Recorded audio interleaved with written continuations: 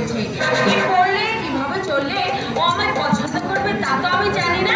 আচ্ছা দেখি মামা যদি কিছু বলতে পারে। মামা, মামা,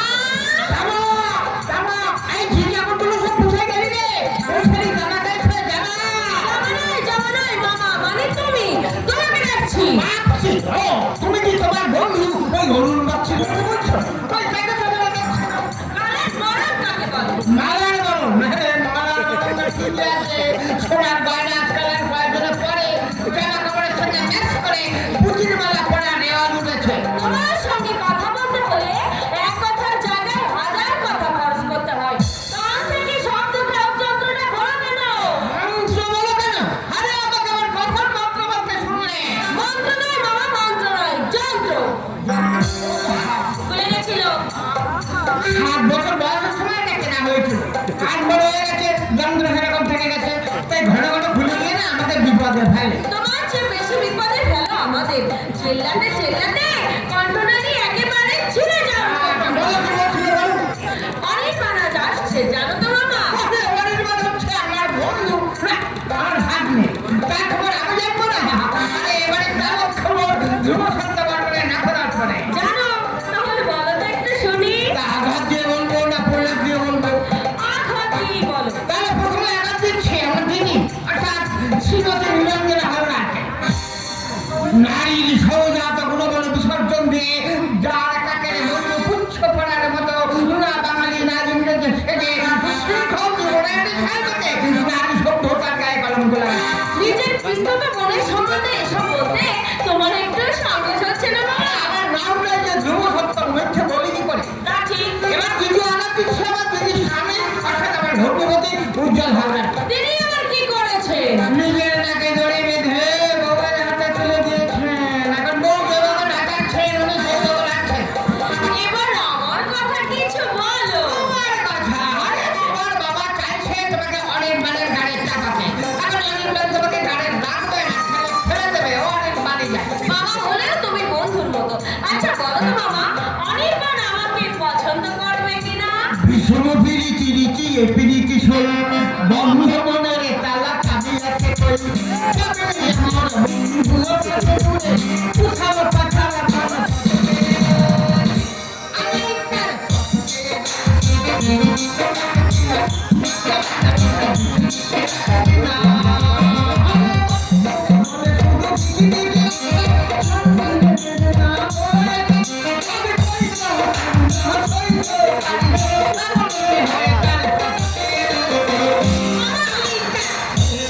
মামা, মেয়েদের খেলাধুলার দারুণ ভাই, পুরুষদের ভাই মতো দেখতে লাগে না।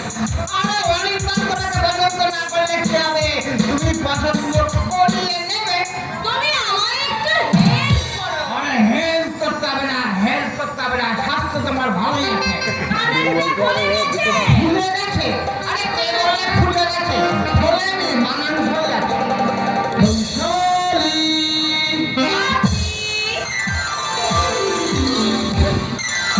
আহ, দারুণ লাগছে।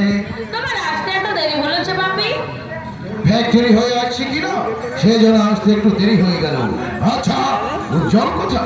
অনির্বাণের ক্ষতি করে করছে আর মেসোমশাই তার দাদারা কি করছে? ধ্রুব সত্য কেমন আছো? কেমন আছি তা তো জানেন, মানে ভারত একটা মণিপুরি অল্প বিস্তার রক্ত আছে। আরে কি বললাম আর কি শুনলো? মামা, বাবা জিজ্ঞাসা করছেন তুমি কেমন আছো? কেমন আছি? ভালো আছি। উজ্জ্বলকে গিয়ে বলো যে আমি এসেছি। এসেছি? কখন এসেছি? বিনা কারণে হাঁটতে যাবো কেন? আরে এসেছি বলিনি, বলেছি এসেছি। এসেছেন তা তো দেখতেই পাচ্ছি। বাপি, আমার কেমন যেন ভয় ভয় করছে। কিসের ভয় মা? আমাকে যদি অনির্বাণের ভালো না লাগে তাহলে যে আমি আমার বন্ধু বান্ধবের সামনে মুখই দেখাতে পারবো না। পারবে মা, তুমি নিশ্চয়ই পারবে। অনির্বাণের ভালো না লাগলেও উজ্জ্বল আর ম্যাডাম তাদের এই ঠাট্টাটা বজায় রাখতে তোমার সঙ্গেই অনির্বাণের বিয়ে দেবে। কেন?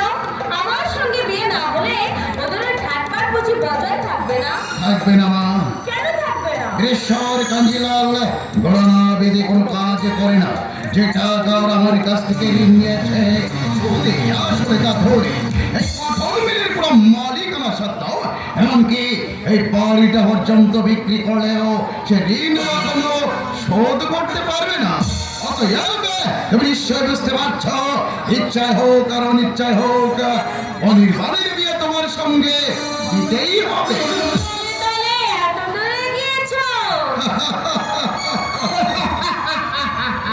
এই শোনো শোনো শোনো, তোমার কানে তো যন্ত্র লাগানো নেই, তাহলে কি কথা শুনে তুমি হাসছো? কি বলছেন একটু জোরে বলুন। বাবা বলছে তুমি কি শুনে হাসছো? শুনে না, দেখে ওই যে আপনারা হাসলেন তাই দেখে হাসলাম।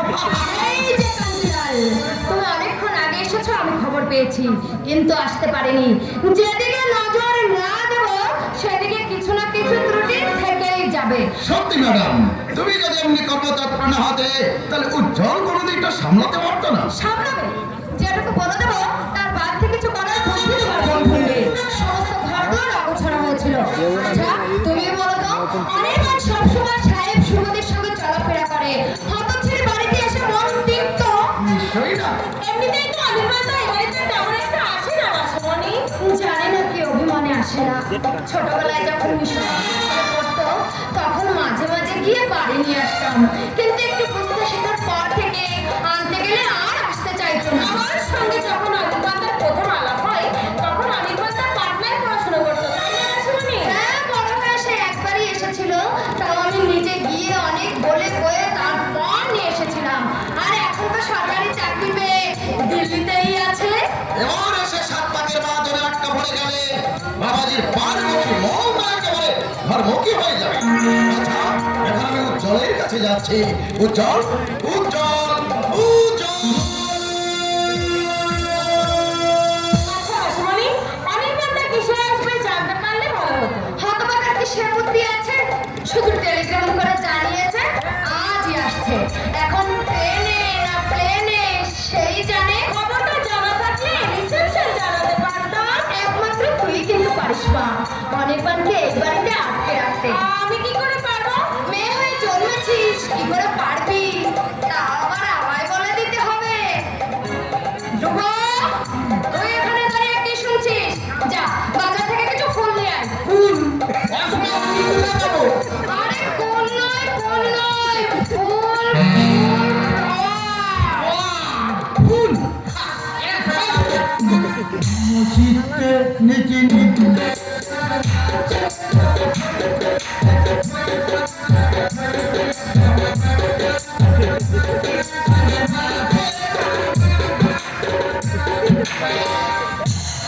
হ্যাঁ, কি যেন বলছিলাম, কি করে আটকে রাখবি? তোরা তো রূপ যৌবন থাকতে আমায় আবার আটকাবার পথ বলে দিতে হবে। মাসিমণি, সেজে বুঝে সব সময় অনির্বাণের পাশাপাশি থাকবি। একটা কথা মনে রাখিস মা, পুরুষের মন কাজে ভোলে না, ভোলে সাজে। মাসিমণি, আমার সঙ্গে তো অনির্বাণ তার আলাদা ঘনিষ্ঠ নয়, আর কোনো চিঠিপত্রও তো লেনদেন নেই। আমাদের কারোর সঙ্গে তো নেই, অথচ নিপুণের কাছে সে নিয়মিত চিঠি লেখে। আমাদের সকলের চেয়ে ওই নির্ঝরই যেন অনির্বাণ তার কাছে বেশি। যা যা, বলতে অনেক কখন এসে যাবে। ড্রেসিং টেবিলে সব কিছু রাখা আছে, এই মেকআপটা একটু ফাইন টাচ দিয়ে আয়। যাচ্ছি মাসিমণি। এই বৈশালী, এদিকে আয় তো মা। দেখ তো, আমার কোথাও পাকা চুল দেখা যাচ্ছে কিনা। তাড়াহুড়ো করে না, বাবাগুলো ঠিক মতো লাগানো হয়নি। আচ্ছা দেখছি।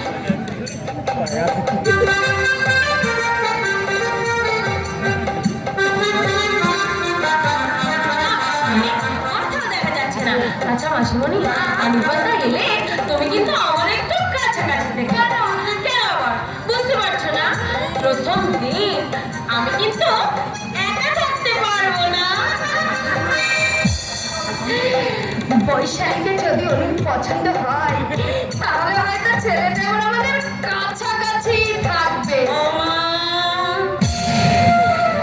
তোমাকে না কতদিন নিষেধ করে দিয়েছি, আমাকে কখনো বৌমা বলে ডাকবে না, বৌদিমণি বলে ডাকবে। তবু ফুলে ডেকে ফেলি মা।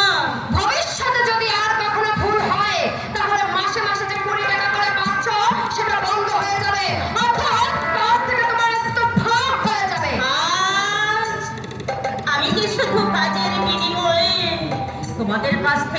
পেতে টাকা নেই মা। তাছাড়া কাজটাই বড় করে দেখলে মা, আর কি তোমাদের সঙ্গে আমার কোনো সম্পর্ক নেই? আমার কি সম্পর্ক? কাজের বিনিময়ে তুমি হাত পেতে টাকা নাও না? শুধু ওই বুড়োটাকে বাঁচিয়ে রাখার জন্যে আমি হাত থেকে টাকা নেই মা। ও মা, তুমি তো এখন মা, নিজে মা হয়ে আর একজন মায়ের ব্যথা তোমার তো বোঝা উচিত। তোমার যদি অন্য কিছু বলার থাকে বলে এখান থেকে কাজে যাও। শুনলাম অনু দাদু ভাই নাকি বাড়িতে আসছে। হ্যাঁ, আসছে, তবে তাকে কখনো দাদু ভাই বলে ডাকবে না, বৌমা। তাহলে সে লজ্জা পাবে। তোমার মতো একজন কাইয়া জঙ্গলি আনকালচার মেয়ে ছেলে আমার শাশুড়ি হবার যোগ্যই নয়। মা,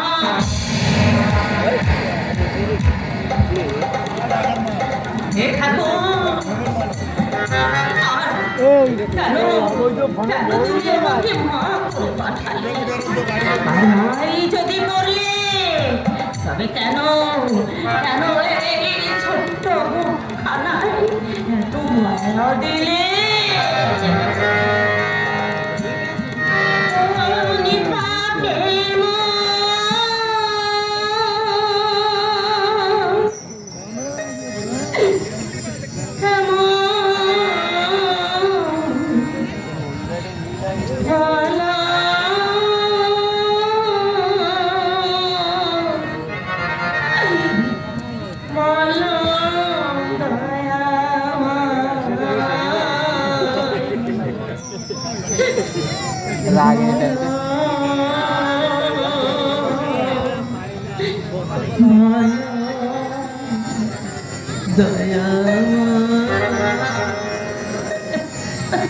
লাইটার লাগানো এই উজ্জ্বল, তোর যদি কাজের লোকের এতই দরকার ছিল, টাকা দিলে তো এখানে অনেক লোক পেতিস এভাবে দগ্ধে দগ্ধে মারার জন্যে। কেন আমাদের চিঠি দিয়ে এখানে নিয়ে এলি? মা, তোমার বৌমা স্বভাব তো তুমি জানো না, একটু মানে বুঝে চলবার চেষ্টা করো। তো নরম হয়ে চলছি, তবু কথায় কথায় বৌমা আমাকে আঘাত করে। সেবার তোর বাবা অসুখ হয়ে 6 মাস বিছানায় পড়ে রইল। তাকে বাঁচিয়ে তুলতে ভিটে বাড়িটুকু ওই সদাশয়ের কাছে বন্ধক দিতে হলো। শিবানীপুরে মাথা গোছবার মতো যদি এতটুকু ঠাঁই থাকতো, এত হেনস্থা সয়ে এখানে পড়ে থাকতাম না রে খোকা। তোর বাবা এখন দিনের বেলাতেও ভালো দেখতে পায় না, তবু সেই অবস্থায় দমদম বিমানে ঘাটে যাত্রীদের মোট ভয়, শুধু সেই বুড়োটাকে তার মুখে দুমুঠো ভাত তুলে দেওয়ার জন্যে বাবাকে লুকিয়ে লুকিয়ে আমি কাঁদছি। তোমাদের এই দুঃখ কষ্ট আমি বুঝি না, কিন্তু কোনো উপায় যে আমি করতে পারছি না। এমন ভয় সংকটে আমি পড়ে গেছি, আমি না পারছি এগোতে, না পারছি পিছাতে, না পারছি থাক বাবা, আমাদের জন্য দুঃখ করে নিজের সুখ শান্তি নষ্ট করো না। এতদিন যখন দুঃখের বোঝা বইতে পেরেছি, বাকি জীবনের এই সামান্য কটা দিন আমি বইতে পারবো না। বইতে পারবো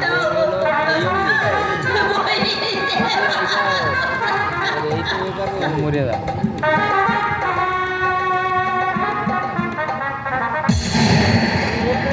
নীলাঞ্জনা যদি বাবা মার দুঃখ কষ্ট একটু বুঝবার চেষ্টা করতো,